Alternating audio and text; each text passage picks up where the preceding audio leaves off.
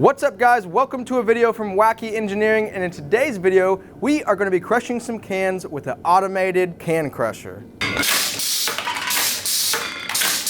On this automated can crusher, we have a pneumatic cylinder that does the crushing. It's got quite a bit of power. It'll crush these cans no problem. We have an electronically controlled pneumatic valve that'll send the cylinder in and out. It's got switches for extended and retracted, so it knows where it's at.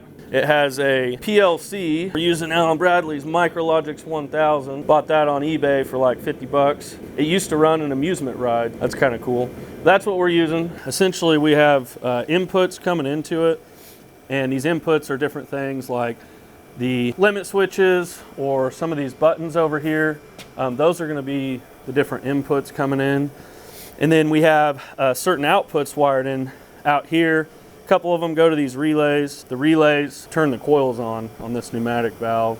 The coil, essentially, it moves like a spool inside here that moves this valve back and forth to divert the main incoming air pressure to either this line or this line. Over here we have a programmable pressure controller, and it'll actually kick the air compressor on and off on certain set points. At 85 psi, it'll kick it on. At like 112 psi, it kicks it off. We have a counter that shows the crushed cans. This is kind of like your typical start-stop station, and it's wired through a relay. So if I hit this red button here, it actually kills power. This green button sets it in auto. This red button takes the PLC out of auto. This white button is actually to reset the internal timers. So if it had like started timing and somehow got stuck, that would just kind of reset everything.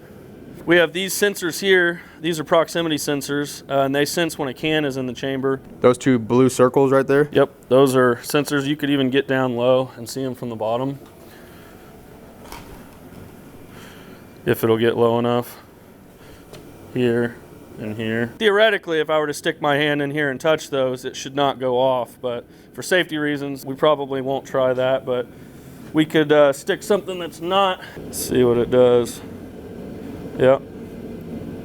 So that's a good thing. So with these proximity sensors here, these are designed to only pick up metal. So, you know, I put this piece of wood in here and it won't pick it up. If I were to put something metal in there, it would absolutely pick it up, and then the program would tell this cylinder to extend. So a little bit of safety. We went with that so that we wouldn't stick our hands in there, but for safety reasons, you should really never put yourself in harm's way if you don't have to. So like I said, I'm not going to stick my hand in there, but as you can see, the piece of wood, it doesn't sense it.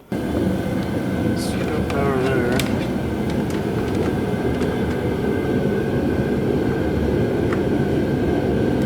Power there.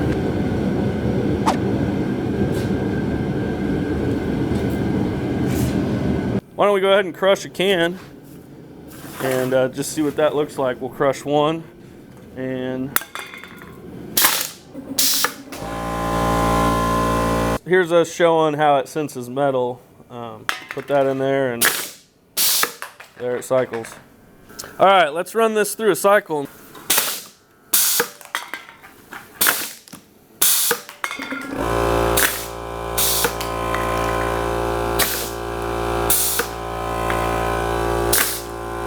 All right, so right now we're just looking at the PLC program, the program that's in that controller. And this is kind of a graphical interface that you can kind of see what it's doing. This type of programming is called ladder logic, and it's got like rungs that go across, so it's like rungs of a ladder. But essentially you address different inputs, and these are internal relays, and then you address different outputs.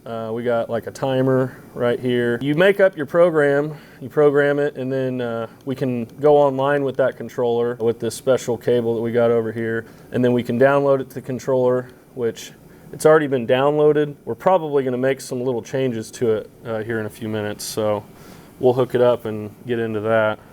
And hopefully this will set up the communications. So this uses RS-232. And then this is the USB converter. Sweet, we're online. So we want to make this go faster.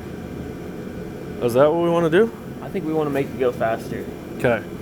So we got two timers here. We got a timer that delays, so like when you set the can in, so it doesn't take your hand off, there's a 80 millisecond delay. Let's take this down like by half and just see what that looks like. We ready? I have an idea once you're done with that. Okay. Oh, Bessie!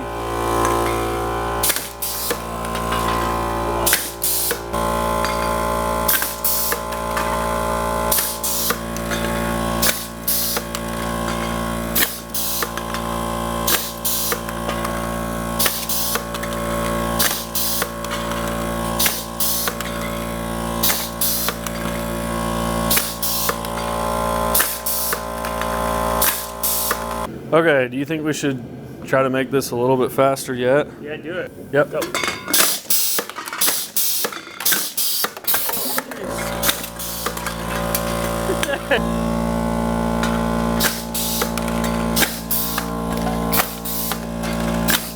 Ready? Yep.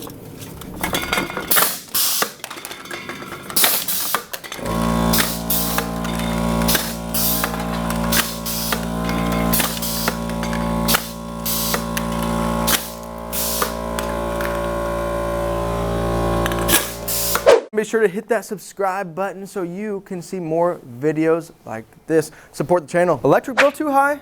Stay tuned to this next video where we're going to take this bicycle and turn it into free electricity.